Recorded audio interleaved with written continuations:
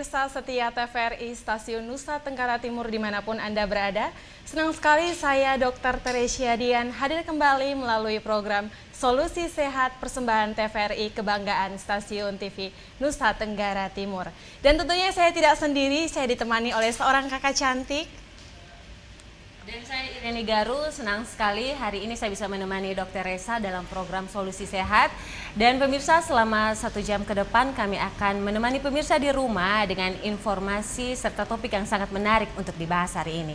Benar sekali Kak Iren, dan tentunya Solusi Sehat selalu hadir dengan topik-topik yang menarik. Dan topik hari ini tentunya sangat menarik. Mengapa? Karena akan sangat penting bagi para ibu, para ayah, dan anak-anak untuk kita ketahui bersama.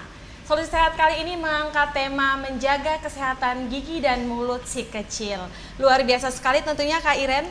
Dan tentu mengapa kita perlu mengetahui, karena di Indonesia sendiri kondisi anak-anak kurang lebih sebanyak 93% anak-anak mengalami penyakit gigi dan mulut berupa gigi berlubang, sehingga perlu untuk kita ketahui bersama informasi yang akan kita kupas tuntas bersama ya Kak Iren pada hari ini. Benar sekali nih Dr. Resa, dan hari ini kita tidak sendiri nih Dok, karena sudah hadir di hadapan kita seorang narasumber yang cantik dan juga pakar nih di bidangnya. Maka dari itu pemirsa, kita langsung saja berkenalan dengan Dr. Gigi Nurul Ainil Fitra Camuda. Assalamualaikum dokter. Assalamualaikum dokter. Gimana kabarnya dok? Alhamdulillah baik. Baik.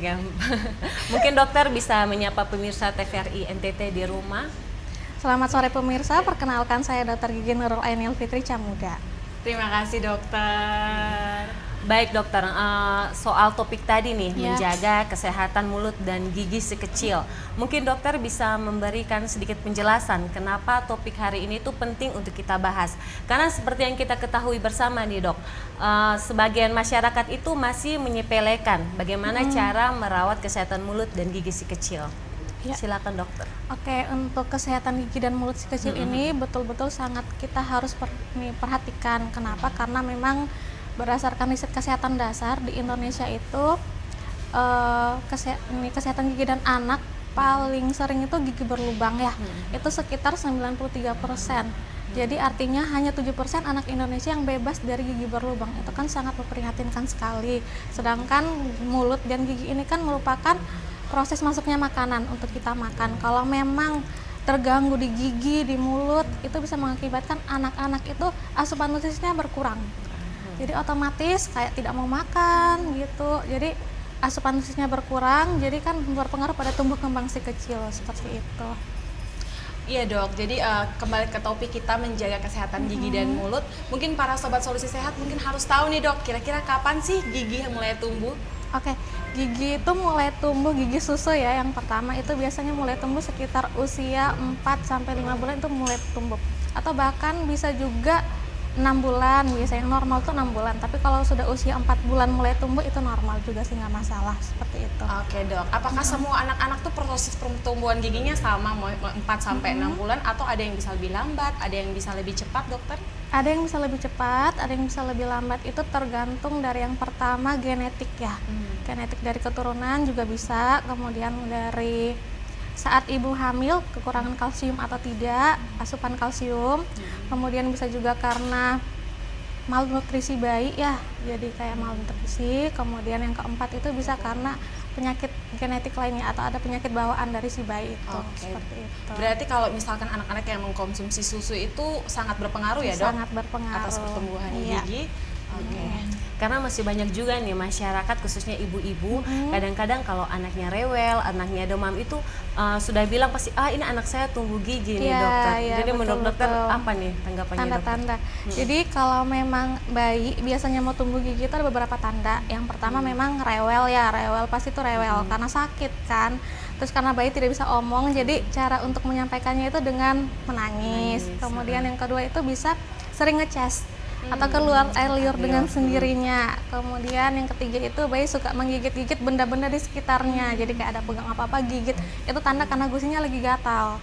Jadi pengen gigit-gigit sesuatu begitu. Kalau misalnya untuk tanda di dalam rongga mulut, biasanya itu kayak bengkak di gusi, kemerahan. Terus juga bisa ada kayak titik. Biasanya kalau misalnya kita lihat ada titik putih, itu artinya giginya sudah mulai mau muncul itu. Nah, seperti itu. Udah mulai bertunas ya, Dok, sudah mulai ya? bertunas. Iya, iya, iya. Baik dokter, mungkin saya pribadi juga masyarakat di rumah nih pengen tahu nih sebenarnya apa sih masalah utama kesehatan mulut dan gigi, dan juga kira-kira dari umur berapa nih sebenarnya si kecil itu sudah mulai bisa untuk menyikat gigi? Oke, masalah utama biasanya yang paling sering itu yaitu yang pertama gigi berlubang. Gigi berlubang itu paling sering kita jumpai pada anak-anak. Kemudian mulai usia berapa kita menyikat gigi si kecil itu bisa dari 0 bulan atau mungkin jadi sebelum gigi itu tumbuh kita sudah bisa membersihkan mulut si kecil karena kan si bayi kan ASI, minum ASI. Jadi kan otomatis sisa-sisa ASI biasa menempel di lidah.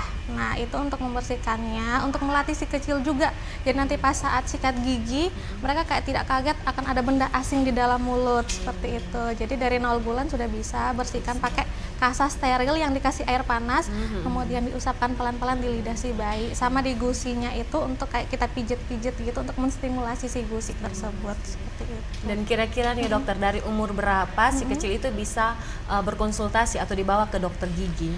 Sebisa mungkin, sedini mungkin ya, mungkin usia 1 tahun sudah bisa. Jadi walaupun si bayi tidak ada keluhan sakit gigi, tapi diusahakan ke dokter gigi itu buat untuk kayak nih membiasakan si kecil. Jadi biar tidak takut ke dokter gigi. Jadi mereka bisa tahu kondisi ruangan dokter gigi seperti apa kayak gitu. Jadi kayak jangan takut-takut kayak nanti sampai dokter gigi disuntik atau dicabut giginya gitu kan. Jadi pasti takut seperti itu. Iya benar sekali ya, karena sering kali anak-anak tuh selalu bilang kamu jangan makan gula-gula ya, terus ke dokter giginya dicabut gitu ya, nggak boleh ya dok kayak itu gitu. Itu akan takut tuh dok nih anak-anaknya. Oke dokter. Nah seperti yang udah dokter jelaskan nih kan, masalah kesehatan gigi yang paling banyak adalah gigi berlubang dan radang pada gusi ya dok. Nah kira-kira nih Sobat Solusi Sehat juga pengen tahu nih dok, kira-kira apa sih perawatan sederhana yang bisa dilakukan oleh orang tua di rumah nih dok untuk mengatasi hal tersebut? Oke, perawatan sederhana untuk orang tua bisa dengan yang pertama perhatikan si kecil untuk mengurangi makan makanan yang manis dan lengket. Itu penting sekali. Kalaupun memang si kecil hobi makan makanan manis dan lengket, perhatikan untuk sikat giginya rutin 2 kali sehari seperti itu. Sama kalau memang si kecil suka ngedot, itu kalau bisa dikurangi ngedotnya. Apalagi kalau misalnya ngedot sambil tidur, wah itu bahaya sekali itu. Karena bisa bikin giginya berlubang, apalagi di bagian depan. Kalau ngedot itu tanda-tanda gigi berlubangnya di bagian depan. Seperti itu.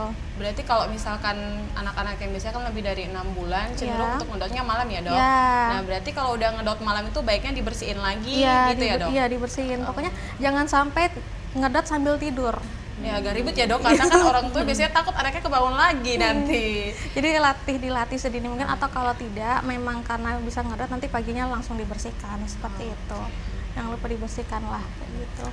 Baik dok, pertanyaan selanjutnya nih dok, dan mungkin banyak nih orang tua khususnya ibu-ibu yang bertanya, kira-kira anak usia 6 bulan itu apakah sudah bisa menyikat gigi atau sudah bisa membersihkan mulutnya?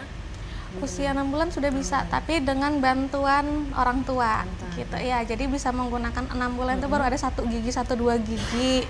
Itu bisa pakai sikat gigi yang silikon. Nah, itu bisa itu. Jadi kalau misalnya nanti sudah usia 1 tahun, itu baru pakai sikat gigi yang kayak untuk anak-anak seperti itu. Oh ya, baik. Dan juga kan kadang banyak nih orang tua yang berpikir kalau anaknya itu tumbuh gigi susu, suatu saat nanti gigi susunya itu akan digantikan dengan gigi permanen. Nah, bagaimana nih tanggapan dokter soal pemikiran orang tua? Sangat. Sehingga mereka itu kurang memperhatikan perawatan gigi si kecil. Ya, kalau punya pemikiran seperti itu kayak sedih sekali ya. Soalnya kan harus sedini mungkin memeriksa kesehatan gigi dan mulut si kecil seperti itu. Karena kan memang seperti yang tadi saya bilang yang pertama, karena kalau ada masalah gigi dan mulut pasti anak-anak kan tidak mau makan gitu. Jadi asupan nutrisinya pasti berkurang di situ. Karena itu tidak mau makan, karena pasti makan takut sakit gigi. Iya, seperti itu. Biasa anak-anak kan kalau tumbuh gigi tuh ada mencret atau demam, itu mitos atau fakta sih dok? Itu bisa dibilang fakta ya. Fakta itu. Jadi tapi tidak menutup kemungkinan ada juga yang tidak. Jadi biasanya kalau anak-anak tumbuh gigi itu kalau misalnya demam itu biasanya demam yang bukan demam tinggi. Jadi demam-demam yang hangat-hangat aja. Tapi kalau memang sampai diare itu mungkin kebetulan saja pas si kecil lagi kena penyakit tertentu dibarengi sama tumbuh gigi. itu. Tapi bisa juga memang karena tumbuh gigi, karena kan biasa kalau si kecil lagi mau tumbuh gigi kan gatal tuh gusi-gusinya. Jadi benda apapun di luar kan dia masukin ke dalam mulut. Nah, pasti kan ada bakteri di situ. Jadi mungkin itu bisa menyebabkan diare seperti itu. Berarti benar ya dok, para sobat solusi sehat, kalau memang kalau pada saat anak mulai tumbuh gigi itu cenderung untuk menimbulkan respon seperti demam dan mencret. Jadi jangan khawatir ya, langsung dibawa ke dokter gigi. Langsung dibawa ke dokter gigi boleh, ke dokter umum boleh, dokter anak. Iya. Ini dokter udah ada gigi ya di depan kita ya dok, ya, besar ya dok. Mungkin kita boleh dokter beritahukan nih kepada sobat solusi sehat, gimana sih dok cara menyikat gigi yang benar, pemilihan pasta gigi kah, dan pemilihan sikat gigi itu seperti apa sih dok buat anak-anak nih khususnya? Oke, untuk sikat gigi, untuk pertama pasta giginya dulu ya, atau sikat giginya dulu deh. Sikat giginya itu untuk anak-anak itu yang pertama kita harus memilih yang ukurannya sesuai dengan mulut anak yang pertama. Kemudian yang kedua itu bentuk kepala sikatnya itu yang membulat. Kenapa harus membulat? Karena kan biar bisa mencapai bagian belakang gigi untuk gigi geraham. Lalu bulu sikatnya itu harus yang lembut, jangan yang kasar, karena bisa melukai gusi gitu. Untuk odolnya atau untuk pasta giginya itu kita pilih yang mengandung fluoride ya. Itu penting untuk mencegah terjadinya gigi berlubang seperti itu. Kalau untuk sikat giginya lumayan berat ya. Jadi untuk sikat giginya itu jadi bisa dengan begini. Untuk gigi jadi ada beberapa permukaan gigi nih.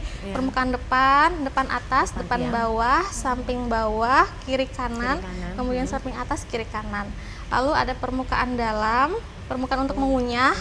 Lalu dalam depan, dalam samping kiri kanan, dan atas bagian dalam dan bagian dalam samping kiri kanan. Jadi untuk menyikatnya itu kalau untuk gigi depan gerakannya satu arah. Jadi misalnya dari gusi ke gigi. Nah, satu arah gini. Kalau kita sikatnya seperti dari atas ke bawah. Nah, kalaupun dari gigi bawah dari bawah ke atas. Kalau kita sikatnya gini, gerakan ini akan melukai gusi. Lama-lama gusinya akan turun atau istilahnya resesi gingiva atau resesi gusi. Nah, itu bahkan menyebabkan ngilu di gigi seperti itu. Jadi kalau untuk gigi depan sikatnya seperti ini. Dari atas ke bawah. Pelan-pelan aja. Jangan pakai tekanan yang kuat gitu. Pelan-pelan. Untuk gigi samping bisa ditutupkan seperti ini dengan gerakannya itu memutar ya. Memutar kalau untuk gigi samping, kanan kiri sama, atas bawah pun juga sama memutar. Nah, jangan lupa sikat bagian oklusalnya untuk mengunyah nih, kan penting nih, biasanya di sini yang sisa makanan yang nempel. Itu bisa pelan-pelan seperti ini. Sikat gigi itu paling bagus itu 2 menit ya. 2 menit durasinya 2 menit, jangan 1 menit.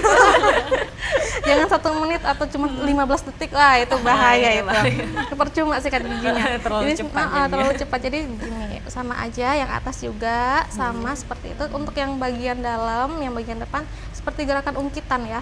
Jadi begini aja, pelan-pelan. Gini aja sama, yang atas juga sama seperti ini. Dan jangan lupa bersihkan lidah. Lidah ini bagian penting juga karena kan di lidah ada tonjolan-tonjolan tuh. Nah, itu biasa makanan menempel di situ juga. Jadi kalau kita tidak bersihkan dapat mengakibatkan halitosis atau bau mulut seperti itu. Itu kenapa sih dok kita sikatnya berbeda ya, bagian gigi yang depan, belakang, kenapa beda-beda sih dok tekniknya?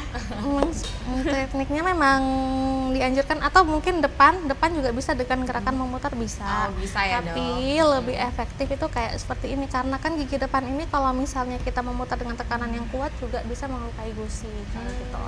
Kalau gigi belakang kan mungkin permukaannya lebih besar tuh, gigi belakang kan bentuknya lebih besar, jadi dengan gerakan memutar lebih efektif. Lebih efektif ya dok kalau memutar. Nah, ini penting banget nih diketahui nih oleh sobat solusi sehat. Diperhatikan baik-baik ya. Kalau misalkan bukan cuma gigi tapi lidah juga harus disikat dan dibersihkan.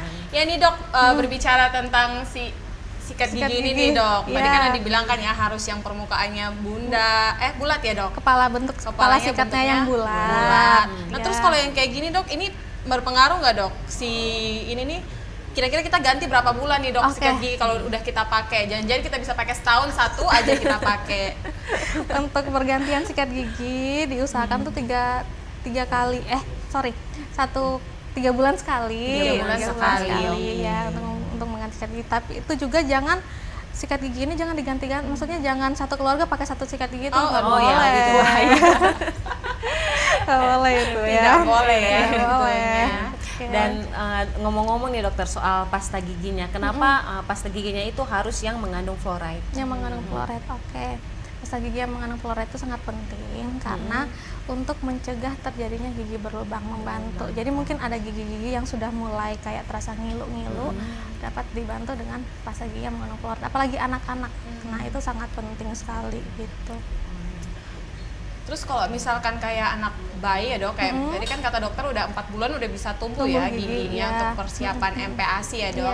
Nah kalau udah 4 bulan udah tumbuh, itu kan kita sikatnya pakai silikon dulu ya dok. Pakai silikon nah itu dulu. kita pakai pasta gigi juga atau gimana dok? Untuk usia dari kurang dari 3 bulan itu bisa menggunakan pasta gigi. Pasta gigi yang mengandung fluoride, tapi ukurannya sebutir biji nas, kayak kecilnya sebutir biji kecil beras ya, dok? ya.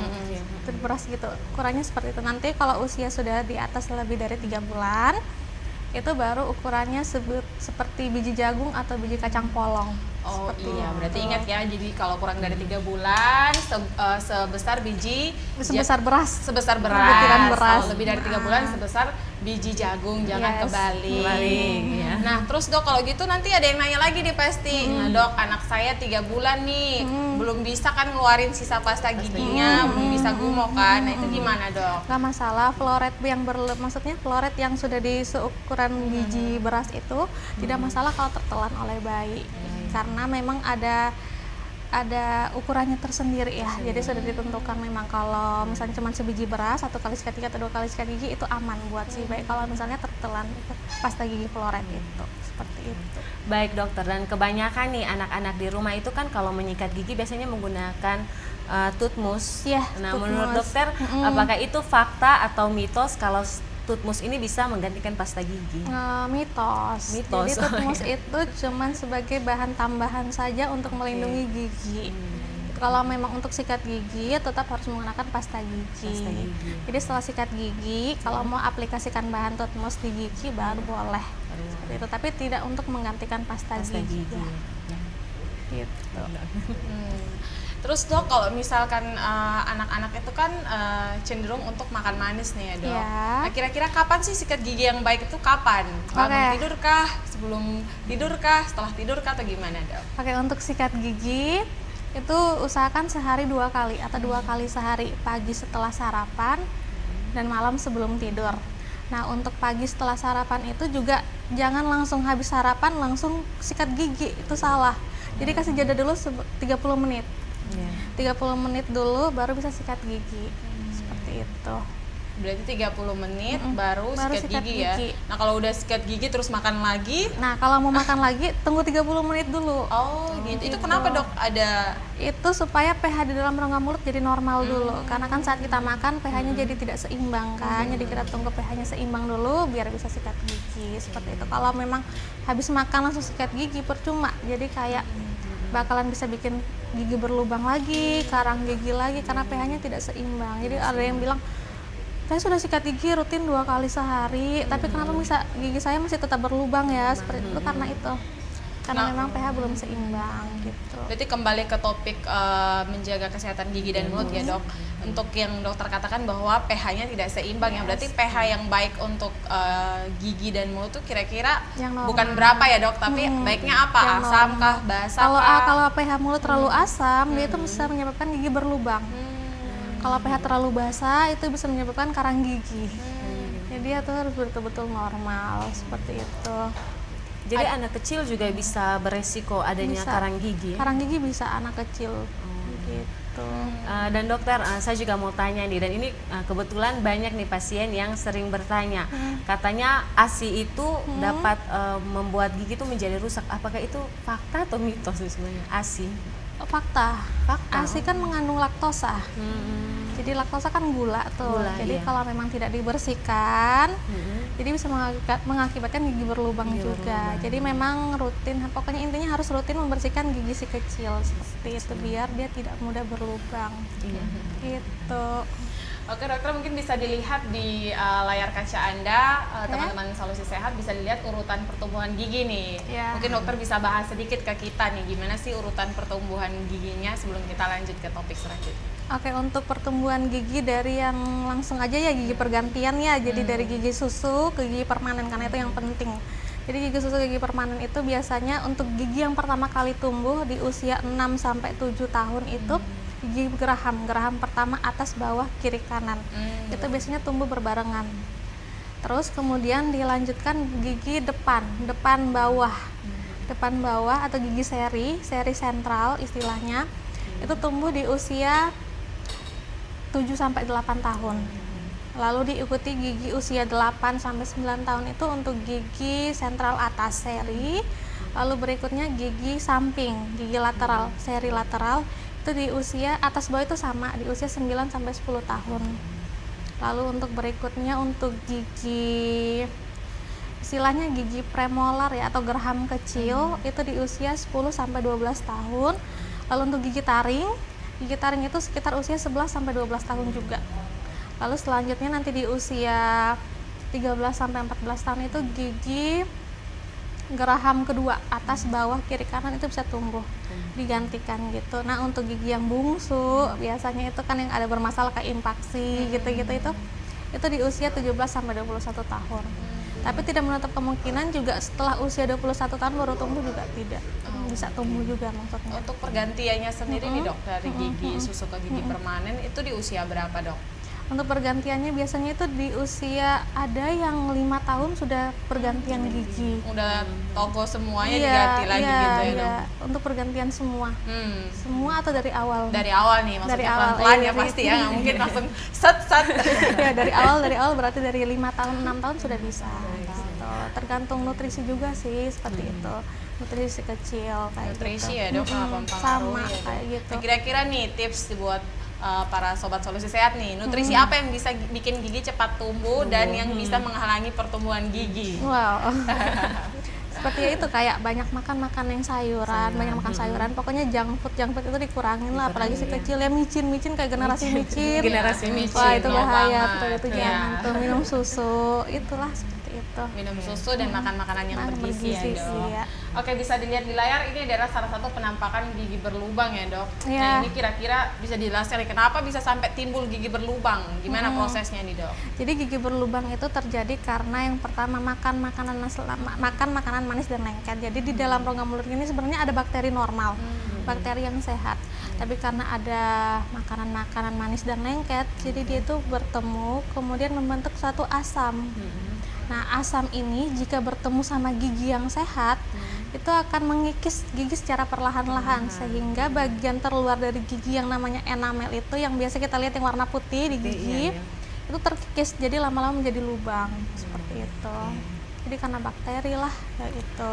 Makan makanan manis dan lengket. Oke. Baik dokter dan juga dokter Resa, kayaknya ini seru nih topik kita hari ini. Tapi kita jeda dulu sebentar. Pemirsa jangan kemana-mana, kita akan kembali sesaat lagi.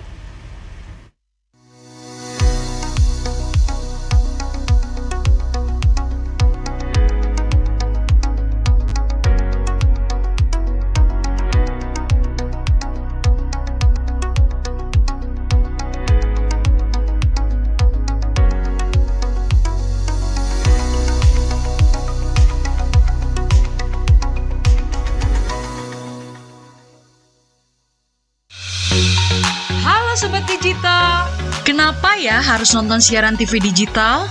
Walaupun sama-sama menggunakan teknologi digital, siaran TV digital tidak sama loh dengan TV streaming yang melalui internet, TV kabel, dan TV satelit.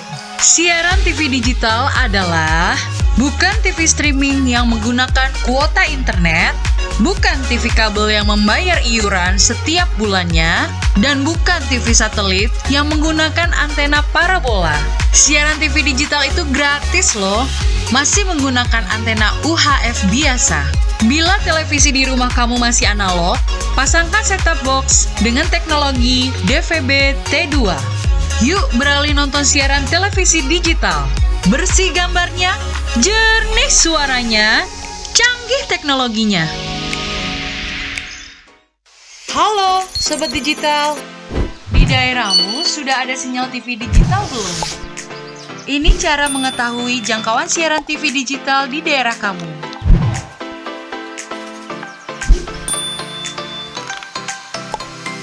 Pertama, download aplikasi Sinyal TV Digital di Play Store jika kamu menggunakan HP Android dan App Store untuk aplikasi iOS. Kedua, pilih aplikasi Play Store atau App Store di smartphone kamu. Ketiga, ketik di area pencarian aplikasi Sinyal TV Digital. Keempat, install aplikasi Sinyal TV Digital di smartphone kamu. Kelima, buka aplikasi Sinyal TV Digital kamu. Kamu bisa mencari semua informasi sinyal televisi digital di aplikasi ini. Ketik daerah kamu di area pencarian, otomatis aplikasi ini memberikan informasi apakah sudah ada sinyal siaran televisi digital di daerah kamu. Di aplikasi ini, kamu akan mendapatkan informasi mengenai pemancar siaran digital, konten siaran digital, dan kekuatan sinyal digital di daerah kamu. Selamat mencoba Sobat Digital! Dulu TV di rumah Inyong cuma jadi pajangan. Lah kepriben punya TV gambar nggak bisa ditonton. Beruwet sampai ganti TV, ganti kabel, ganti antena, pindah tempat. Tetap baik, beruwet. Maring sekarang sejak Inyong pakai TV digital, di rumah Inyong jadi rame terus. Gambar TV nggak semutan, suara jernih, celing. Pasangnya gampang, nggak pakai ribet. Ayo pakai TV digital aja, kelalen pasti celing.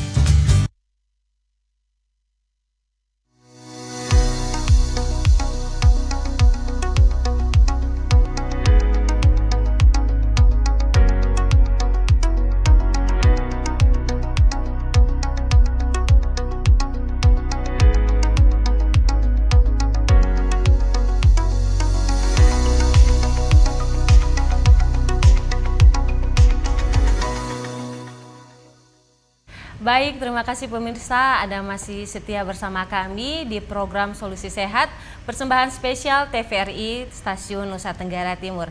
Nah, masih bersama kami di sini dengan topik yang sama nih, bagaimana caranya menjaga kesehatan mulut dan gigi si kecil. Baik, dokter, pertanyaan selanjutnya nih, kira-kira perawatan tambal gigi dan juga scaling itu bagusnya itu pada anak usia berapa nih? Untuk penambalan gigi dan scaling itu tidak dibatasi usia ya. Jadi kalau memang anak sudah mulai ada keluhan sakit gigi, itu harus segera ditambal. Atau mungkin memang sedini mungkin diperiksa langsung gitu. Jadi kalau jangan tunggu sampai lubangnya sudah besar, baru kita tambal. Jadi kalau memang lubangnya sudah besar, jadi tidak langsung ditambal berarti. Itu harus perawatan saluran akar lagi, kunjungannya juga berkali-kali, jadi tidak satu kali kunjungan. Walaupun untuk scaling, untuk bersihkan karang gigi juga tidak tidak dibatasi usianya mulai dari kapan. Kalau memang si kecil sudah ada karang gigi, sudah bisa dibersihkan karang giginya seperti itu. Jadi tidak ada batas usia ya. Nah, dari pengalaman dokter sendiri nih ya, kira-kira umur paling muda yang pernah dokter dapati anak dengan karang gigi. Untuk dengan anak karang gigi itu usia 6 tahun tuh sudah ada. Sudah ada lumayan banyak juga. Jadi sempat kaget, wah ternyata anak usia 6 tahun. Aduh, kasihan sekali ya lihatnya seperti itu. Mungkin dokter bisa jelaskan nih, mungkin sobat Solusi Sehat agak bingung nih, apa sih tambal, apa sih scaling gitu ya. Kapan harus tambal, kapan harus scaling. Jadi kalau tambal gigi itu merupakan suatu tindakan yang dilakukan dokter gigi untuk menambal gigi yang berlubang. Jadi dikasih bahan tambalan di gigi tersebut. Jadi gunanya untuk memperbaiki gigi tersebut biar tidak makin dalam lubangnya. Itu yang pertama. Walaupun untuk scaling itu untuk membersihkan karang gigi. Tujuannya sekali untuk membersihkan karang gigi gitu. Itu ya perbedaannya pemirsa. Nah nih dok, kalau misalkan apakah semua lubang itu harus ditambal atau ada derajat-derajatnya nih? Lubang nih ada derajatnya juga atau gimana nih dok? Lubang memang ada, jadi lubang gigi atau istilah medis karies gigi ini memang ada tiga derajatnya. Jadi yang pertama cuman untuk mengenai enamel atau lapisan terluar gigi. Itu kayak itu cuma di atasnya aja. Tapi kalau memang sudah lubang di atas gigi itu, tapi kalau kita tidak tambal, itu dia makin dalam, lubangnya akan makin dalam. Jadi udah mengenai dentin dan paling parah mengenai ruang pulpa yang sudah ada saraf-sarafnya itu. Nah kalau sudah mengenai saraf-sarafnya berarti tidak bisa langsung ditambal. Jadi harus perawatan saluran akar dulu baru bisa dilakukan penambalan seperti itu. Berarti panjang ya prosesnya dok. Kalau udah sampai ke kena saraf berarti harus rawat dulu sarafnya, Iya, baru bisa bisa ditambal ditambal. ya dok. Nah kalau udah tambal tuh udah menjamin bahwa nggak akan lubang lagi atau gimana Iya. dok? Tapi kalau memang kalau sudah ditambal, yang penting si kecil itu menjaga kebersihan gigi dan mulutnya.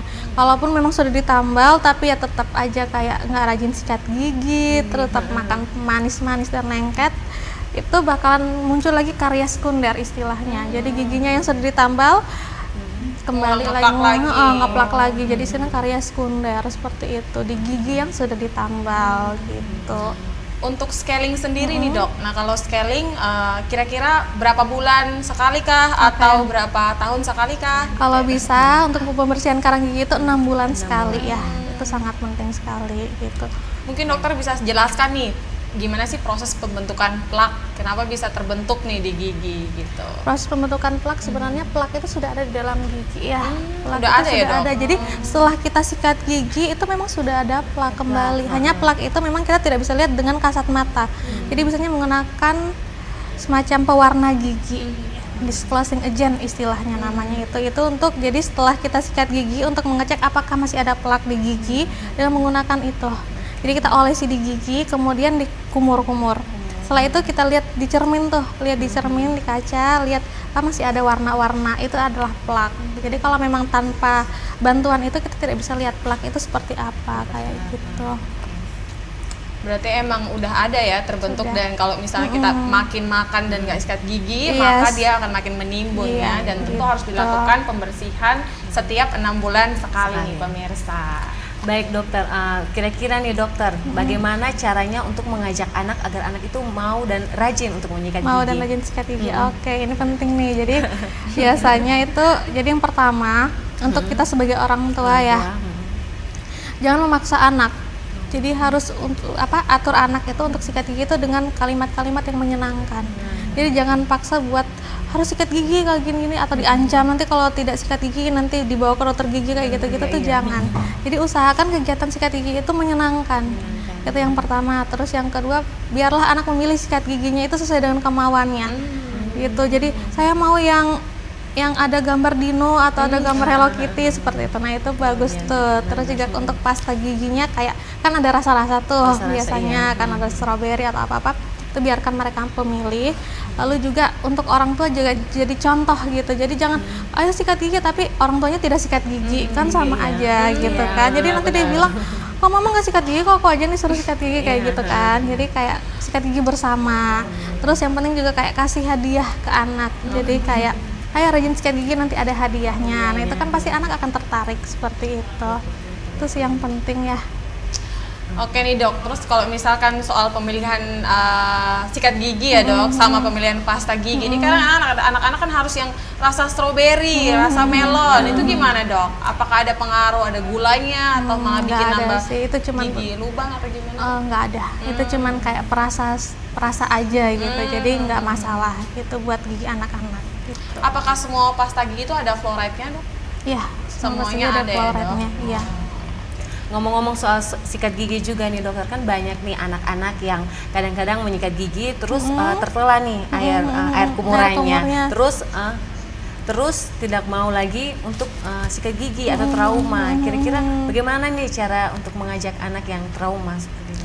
Untuk bicarakan secara perlahan-lahan, ajak dia secara perlahan-lahan, jelaskan anak itu secara perlahan-lahan, sikat giginya pelan-pelan kayak gitu, dilatih. Jangan, jadi kalau dilatih anak-anak itu jangan dengan pemaksaan, karena mereka pasti akan takut dan tidak mau lagi gitu. Jadi bicara dengan anak pelan-pelan kayak gitu, tidak apa-apa nak, tidak apa-apa kalau memang tertelan itu tidak masalah kayak gitu-gitu. Oke, jadi ini sangat penting ya, khususnya untuk mama-mama di Nusa Tenggara Timur nih, yang kadang-kadang anaknya bandel, biasanya tuh langsung dengan nada yang tinggi nih. Takut, iya. Percuma dong kayak gitu. Iya. Jadi omong perlahan-lahan, pelan-pelan seperti itu. Oke. Ya nih dok, terkait dengan kondisi menjaga kesehatan gigi dan mulut di Nusa Tenggara Timur sendiri nih dok. Dokter kan udah lama ya jadi dokter gigi nih. Kira-kira nih dok, kira-kira apa sih yang menjadi penyebab utama anak-anak Nusa Tenggara Timur giginya berlubang atau banyak plak gigi? Dan kira-kira usia paling sering tadi udah dibilang dokter pernah dapat anak umur 6 tahun ya. Tapi kak apakah ada lebih banyak rentang usia yang terbanyak tuh kira-kira umur berapa dok di Nusa Tenggara Timur ya dok? Saya ketemu di sini ya itu sekitaran anak SD. Anak sekolah-sekolah dasar itu memang banyak sekali keluhannya. Jadi kayak paling utama itu gigi berlubang. Terus juga di sini kan kayak masih banyak kurangnya sosialisasi gitu untuk menjaga kesehatan gigi dan mulut. Nah itu penting sekali. Terus gitu pemeriksaan rutin. Jadi apalagi kalau misalnya di pedesaan-pedesaan gitu kan kasihan tuh. Jadi kayak sosialisasi kesehatan gigi dan mulut sangat kurang sekali. Kemudian juga masyarakat NTT ini saya sempat kaget waktu itu. Jadi waktu pas pemeriksaan di SD ada yang baru usia 6 tahun ya, SD kan 6 tahun, 6-7 tahun. Itu anak kecil sudah makan, udah sirip pinang, makan sirip pinang, minang gitu. Itu kan bahaya juga, kasihan giginya gitu. Itu sih kalau bisa dikurangin. Sirip pinang bahaya ya dok buat gigi? Lama-kelamaan bisa membuat kanker mulut. Sirip pinang gitu kan dari kapurnya. Kalau pinangnya sendiri nggak masalah, tapi kalau dari bahan kapur pasti kan makan sirip pinang makan kapurnya juga kan. Itu yang bikin kanker mulut, bisa mengakibatkan kanker mulut juga. Jadi kapurnya yang bahaya. Kapurnya yang bahaya. Sama kalau memang kan kasihan masih kecil makan sirip pinang kan bikin stain. Stain di gigi. Warna ya. Iya, warna. Jadi kan kasihan cantik-cantik masih kecil giginya bukan putih bersih gitu tapi ada stain-stain warna kayak pink atau kemerahan, merah kecoklatan seperti itu Berarti kan. bisa dibilang mitos ya, karena kan banyak nih, apalagi khususnya orang-orang tua di pedalaman tuh bilang kalau makan sirip pinang itu bisa buat gigi kuat. Berarti mitos itu dokter. Iya benar ya. Iya, yang betul. Banyak yang begitu. betul seperti Nah itu. terus kalau giginya udah terlanjur stain itu gimana dok? Ya, itu dibersihkan. Oh, dibersihkan ya, dok. Dibersihkan dengan scaling gitu. Scaling. Jadi scaling itu bisa membersihkan stain juga, bisa membersihkan karang gigi juga gitu. Sekarang lagi tren ya dok, kalau misalkan merubah warna gigi menjadi putih. Bleaching atau bleaching ya veneer. dok. Iya. Itu gimana tuh pada anak-anak, udah bisa apa belum? Jangan, kasihan. Soalnya kalau memang bleaching itu kita kasih bahan kimia di gigi. Jadi bakalan kalau memang yang tidak kuat ngilu bisa mengakibatkan ngilu juga. Seperti kan ada bahan kimia. Bahan kimia itu yang lama-lama perlahan-lahan mengikis gigi seperti itu. Baik dokter, ini kan ada gigi susu dan juga gigi permanen. Apakah cara perawatannya itu sama atau Sama. Sama. Jadi sama, intinya rutin sikat gigi 2 kali sehari. Itu yang paling penting sih buat si kecil kayak gitu. Untuk perawatan-perawatan lainnya seperti biasa kayak oh iya, jangan lupa setelah sikat gigi menggunakan benang gigi ya. Benang gigi atau dental floss. Nah, itu banyak dijual. Kenapa? Karena memang untuk di celah-celah gigi itu sangat sulit dijangkau dengan sikat gigi. Jadi harus pakai benang gigi untuk membersihkan bagian di celah-celah gigi. Oh bisa ya pakai itu, berarti boleh dianjurkan ya dok? Iya, dianjurkan, sangat dianjurkan. Nah ada orang yang hobi juga sikat gigi ya. Ada orang yang suka sikat gigi, tapi ada yang hobi bisa 10 kali sikat gigi sehari. Nah itu gimana dok? Ada plus minusnya gimana tuh dok? Kalau memang rutin sikat gigi sampai 10 kali itu ya kasihan juga si giginya sebenarnya. Karena kan menerima tekanan terus-menerus dari sikat gigi. Nah, itu bisa mengakibatkan gusinya menjadi kayak resesi gitu. Nah, kalau misalnya resesi gusi atau resesi gigi lama-lama kan bisa mengakibatkan ngilu di gusi karena memang gigi yang tertutup sama gusi yang menutupi gigi itu bagian paling sensitif. Jadi kalau memang gusinya sudah menurun atau sudah resesi, otomatis kan yang bagian yang sensitif itu terbuka. Nah, itu kan bisa mengakibatkan ngilu juga di situ. Sesuatu yang berlebihan kayak gitu Tidak juga baik. tidak baik ya. Seperti Oke, itu. mungkin bisa dilihat di layar kaca tentang tips-tips menjaga kesehatan gigi dan mulut untuk si kecil nih. Dokter mungkin bisa jelaskan.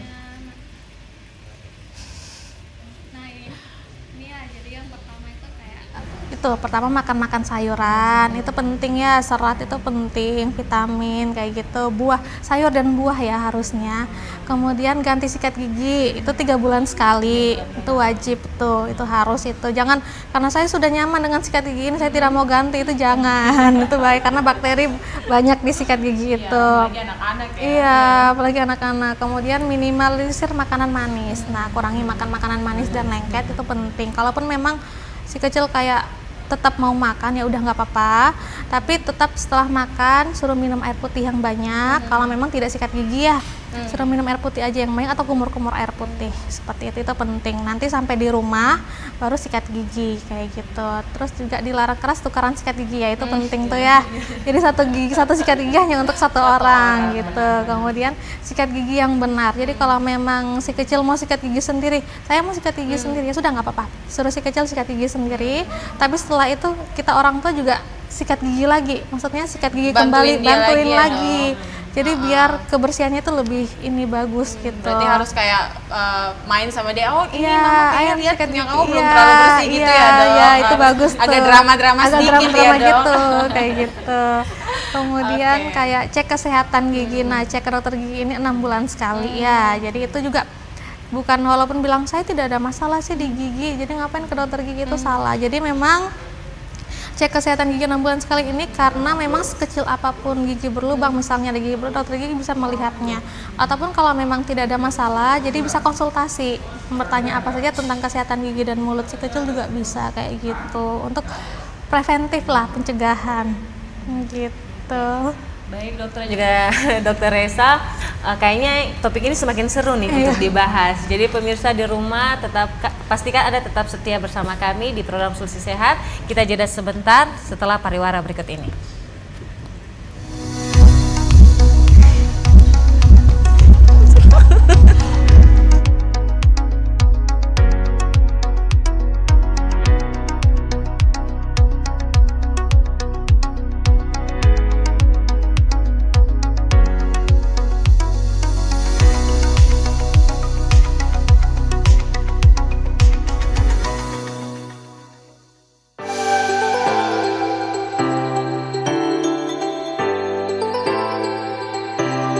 Halo Sobat Digital, gak enak kan kalau kamu nonton TV gambarnya masih bersemut seperti ini? Tambahkan set-top box di perangkat analog kamu untuk menonton siaran TV digital. Beli set-top box bisa di toko online atau di marketplace. Bisa juga beli di toko elektronik sekitar tempat tinggal kamu. Cara pemasangan set-top box agar perangkat analog kamu dapat menangkap siaran TV digital berikut caranya. Sambungkan kabel RCA berwarna kuning, merah, dan putih sesuai warnanya pada set-top box juga pada perangkat analog kamu. Sambungkan juga kabel antena UHF kamu ke set-top box. Lalu sambung kabel power set-top box pada sumber listrik. Nyalakan set-top box menggunakan remote. Pilih menu AV pada perangkat analog kamu. Saat muncul menu panduan instalasi, pilih channel search atau pencarian siaran. Tunggu prosesnya sampai selesai ya. Dan kamu sudah siap menyaksikan siaran televisi digital. Dan gratis tanpa berlangganan.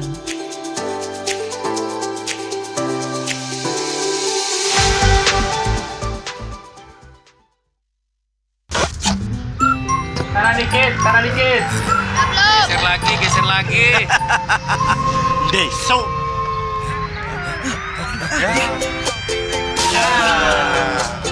Deso. Ya. Deso.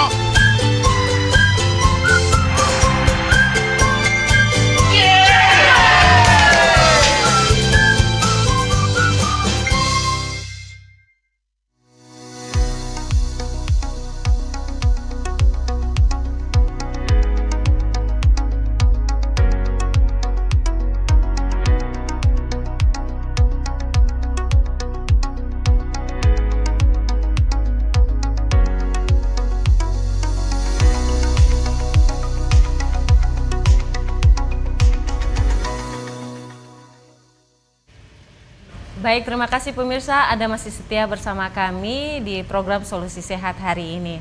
Baik dokter, kita masih lanjut nih topik yang sama, bagaimana menjaga dan merawat kesehatan mulut dan juga gigi si kecil. Nah dokter, pertanyaan selanjutnya nih, kira-kira di umur berapa nih anak-anak itu sudah bisa pakai behel untuk merapaikan gigi? Oke, behel ya. Jadi behel ini sebenarnya ada dua bentuk ya.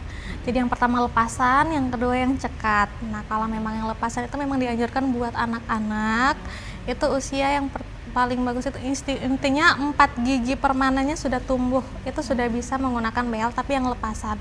Tapi kalau untuk yang cekat, nah itu setelah gigi permanennya tumbuh semua. Begitu baru pakai behel kayak gitu. Nah dok, orang kan pakai behel nih biasanya karena gigi kurang rapi ya. Iya. Dok? Nah kira-kira apa sih yang bikin anak-anak punya gigi tuh kurang rapi tumbuhnya? Yang kurang rapi itu ada beberapa faktor ya. Yang pertama karena genetik atau herediter, faktor keturunan. Jadi memang kalau misalnya ada orang tua yang giginya tidak rapi, bisa jadi anaknya juga giginya tidak rapi. Seperti itu. Genetik ya. Yang kedua karena tanggal prematur gigi sulung. Jadi gigi sulung atau gigi susu yang belum waktunya jatuh, dia jatuh. Nah, otomatis jadi saat nanti kan kalau memang gigi susu yang waktunya belum tumbuh itu dia jatuh. Jadi nanti gigi yang lainnya itu akan menempati tempat yang kosong itu. Nah, jadi setelah gigi permanen yang mau tumbuh, tidak ada tempat. Nah, tidak ada tempat untuk tumbuh, jadi akhirnya giginya berantakan. Seperti itu. Berarti yang pertama genetik, Ya, yang genetik. kedua adalah ketidaksesuaian tumbuh gigi ya ketidaksesuaian dok. tumbuh gigi. Nah terus nih dok, orang tua pasti mau tahu nih dok, kalau anaknya giginya goyang harus diapain dok? Kadang-kadang ada yang udah pakai benang aja dilepasin sendiri. Ya bisa jadi juga sih kayak gitu. Jadi kalau memang gigi goyang ya dicabut gitu, jangan dibiarkan. Tapi ada juga yang kayak gigi susunya sudah tumbuh tapi gigi permanennya sudah tumbuh tapi gigi susunya tidak goyang-goyang. Nah itu harus dicabut itu. Soalnya membahayakan, jadi bisa berantakan nanti letak posisi gigi-giginya yang lain itu kayak gitu. Oke, kita kembali ke mitos dan fakta nih dok. Oke. Orang-orang kalau giginya udah dicengkolin, dilempar di atas seng, itu gimana tuh dok? Itu mitos itu. Oh itu mitos ya dok? Tidak ada Oke, ini. bapak mama jangan buang di atas seng lagi. Oke nih dok, orang Kupang biasanya ya saya sering lihat ya dok, kalau sakit gigi atau gigi ada berlubang, biasanya mereka udah suka taruh kapas, Ya, betul, taruh betul, minyak-minyak betul, alam, taruh minyak-minyak alam. masukin ke Iya. dalam gigi. Itu gimana tuh dok? Sering sekali temuinya. Jadi saat praktek di puskesmas, pasien datang nih, dokter gigi saya sakit, gitu. Sudah pernah diobati, sudah obatinya minum obat apa? Tidak dokter, saya tidak minum obat, saya kasih minyak ini di dalam gigi. Waduh bahaya sudah ini.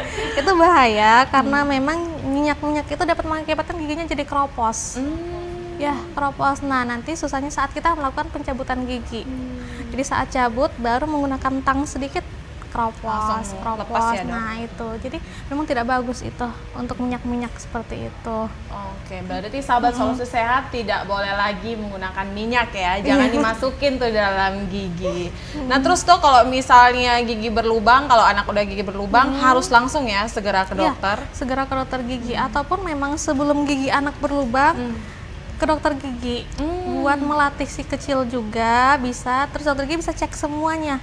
Jadi juga bisa melakukan tindakan preventif untuk pencegahan terjadinya gigi berlubang seperti itu. Berarti kalau anak mulai tumbuh gigi yang seperti dokter bilang udah usia 4 bulan, Yes. udah bisa langsung bisa, ya kita bawa ke dokter. bisa untuk walaupun kayak masih bayi gitu, masih kecil, gak apa-apa biar mereka bisa adaptasi dengan kursi giginya gitu kan. Kadang-kadang pas anak-anak kalau pas datang kayak kaget, ini kursinya kenapa gini, bisa naik turun sendiri, bisa apa ditidurin, gitu ya? ini apa, terus lihat bur-burnya ini kok kayak menakutkan, lihat lampunya lagi ini kayak kok serem kayak gitu. Nah jadi usahakan sedini mungkin ke dokter gigi biar bisa melatih anak, biar kayak apa ya, kayak adaptasi lah dengan ruangan-ruangan dokter gigi kayak gitu. Oke, baik dokter.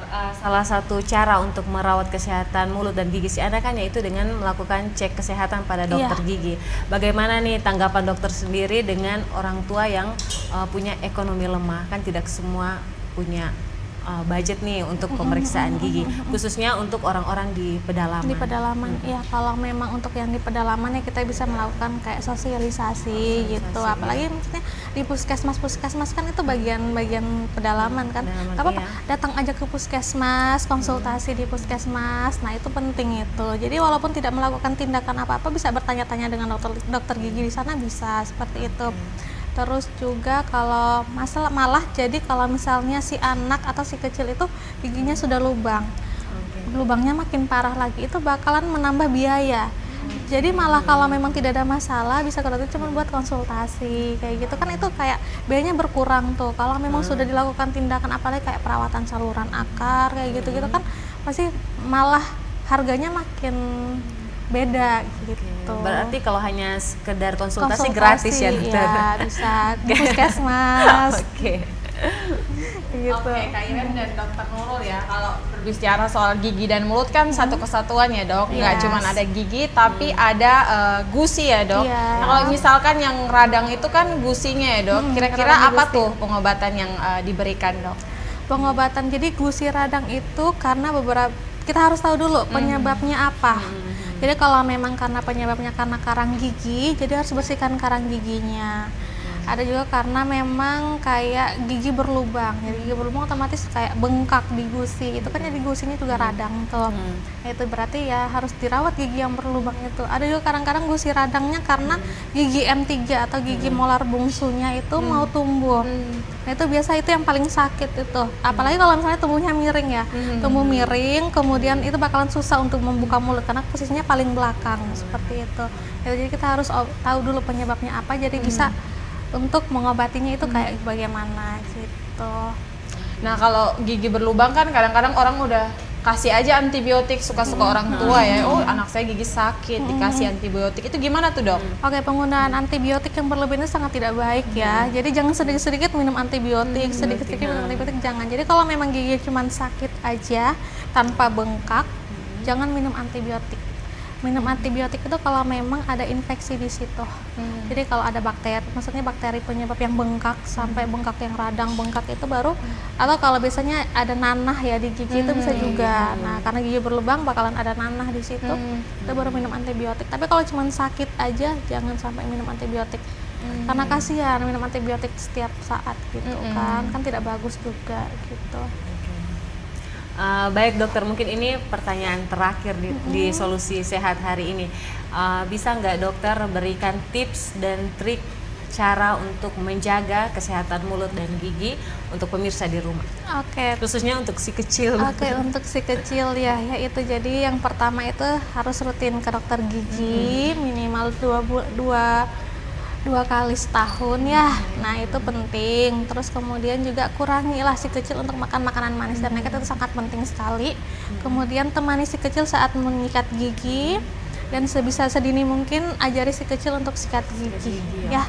Kemudian untuk DOT, misalnya si kecil yang minum DOT itu frekuensinya dikurangin. Kalau memang tidak bisa langsung diberhentikan DOT-nya, perlahan-lahan dikurangin, misalnya sehari 3 kali, pelan-pelan untuk 2 kali sekali gitu ya. Usahakan si kecil untuk minum dengan menggunakan gelas, itu lebih bagus seperti itu. Terus ya itu kayak biar si kecil semangat untuk sikat gigi, berikan hadiah. Intinya jangan pernah takut-takuti si kecil untuk ke dokter gigi. Itu yang penting sih, karena memang tiba-tiba kayak si kecil sudah sakit gigi ditakuti lagi, pas dia ke dokter gigi sudah habis tuh, kayak langsung teriak, histeris, nangis karena memang nggak mau ke dokter gigi karena awalnya sudah ditakut-takutin gitu, ditakut-takutin nanti dokter giginya jahat, nanti dokter giginya disuntik kayak gitu-gitu kan, itu bahaya itu. Pokoknya tidak boleh takut-takuti dokter gigi, takut-takuti si kecil.